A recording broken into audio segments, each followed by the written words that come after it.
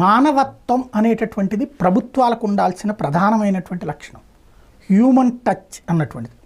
మోడీ సర్కార్ 80 కోట్ల మందికి బియ్యం ఇస్తోంది. Very happy. పేదరికాన్ని దూరం చేయడంలో ఉపయోగపడింది. అట్లాగే ఇంటింటికి సోలార్ పవర్ని ఇద్దామనుకుంటోంది 1 కోటి మందికి. తద్వారా వాళ్ళ కరెంటు బిల్లులు తగ్గుతాయి, వాళ్ళకి సంతోషం.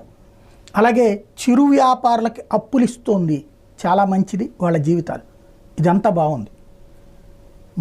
మందుల మీదన ఎస్పెషల్లీ ఏదైతే ట్యాక్సులు, క్యాన్సర్ ఇట్లాంటి వాటి మీద కొంతవరకు తగ్గించింది, హ్యాపీ.